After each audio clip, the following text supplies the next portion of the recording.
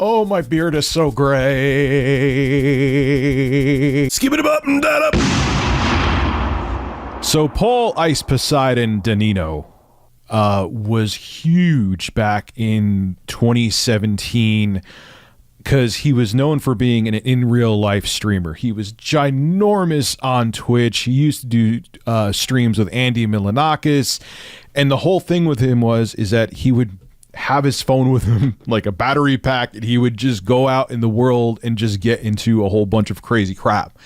And that's why people tuned in. It was like a real-time reality show. And there's downsides to that I'll talk about later, but that all came to an end, at least on Twitch, when in April of 2017, one of the big problems with Ice is that he would get swatted a lot, and he had a lot of trolls that followed him. So when he went into a restaurant or something, they would call the restaurant, or he would get swatted. He got swatted an insane amount of times. There's SWAT compilations you could find on YouTube and other places if you want to look for him.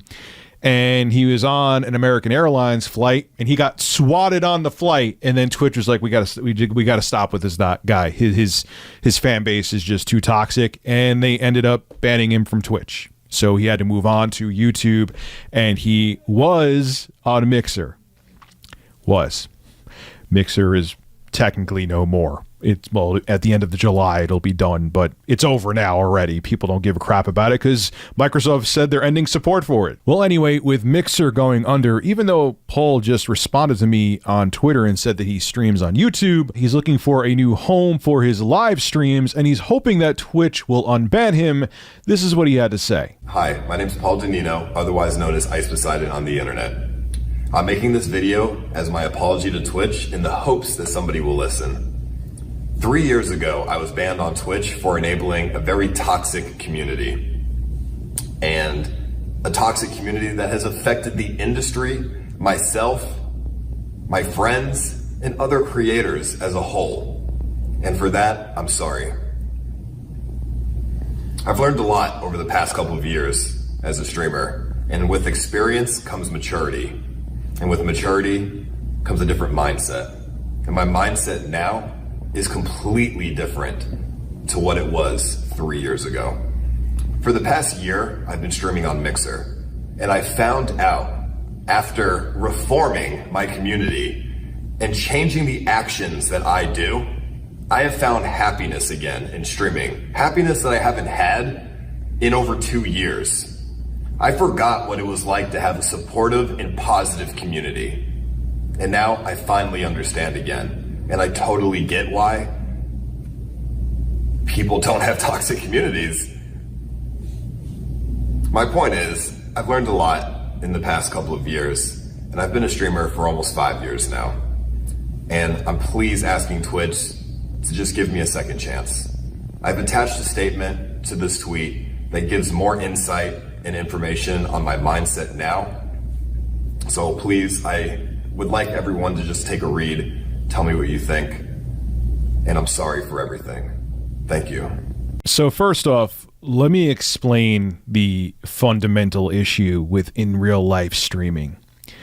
It's a really hard thing to sustain, and I don't even know how Paul or Ice Poseidon did it as long as he did it. To find interesting things to do out in the world without either getting arrested or killed, which I know he's gotten into a bunch of trouble before, is a tough thing.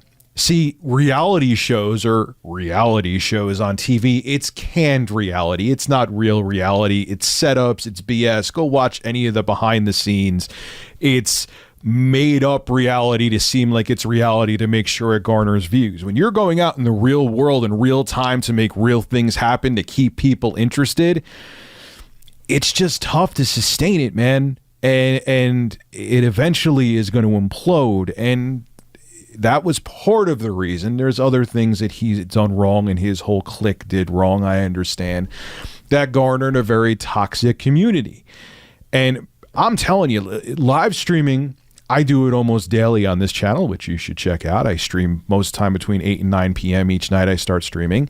I'm always afraid that I'm going to get up and my pants are going to fall and for somehow my boxers are going to fall too, and you may magically see my peen.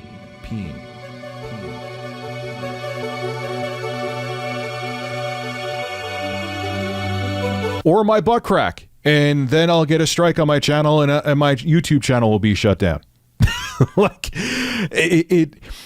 it's stressful because it's live. You can't control it, and if you do or say something and it's either taken out of context, or you screw up what you say, or like I said, intro guy may come in, because I stream with intro guy almost all the time, and he may walk in naked by accident. It's over, Chief. That's it. So I don't know. I would be very stressed out if I did what Ice Poseidon did, and that was the way I made my living. If that was solely the only thing I did on this channel. And look, I know there's other, look, this isn't a Ice Poseidon documentary. I know there's a bunch of other stuff that people don't like him for, but I'm just focusing on him trying to get back on Twitch. Now, the second thing, Ice, I got some bad news for you, especially now with the whole big Me Too movement going on, and Dr. Disrespect being permanently banned off the platform, and all the other crap that is going on at Twitch. I can't see them letting you back on, at least now, bro. It would just be like, oh, we banned him before, or we have all this other headache going on. Yeah, no, we're not even going to take the risk right now. It is what it is. I'm just being real with you. So, look, I understand that in real life streaming, I think it was actually bigger a couple years ago, or even a year ago, than it is now. People love it to see what people get into, but go look at all the trouble he got into, where he couldn't film in places, and like mafia bosses went up to him and threatened him, and it's a tough thing to sustain, because you're trying to make a real-time reality show where it's in real time. You don't really know what's going to happen. It could destroy your channel. He got banned off Twitch, and to try to keep things interesting by being out in the real world without getting in trouble is next to impossible. But we'll see what happens, Ice. I just don't see Twitch letting you back on. Just keeping it real. This is Rich of Review Tech USA signing out. Have a good one. Hey, if you enjoy my content, consider becoming a Review Tech USA member. I'll have a link below in the description. I live stream now on this channel all the time, and it gives you access to cool emoticons to use as well while I live stream. Again, link below in the description. Thank you for your continued support.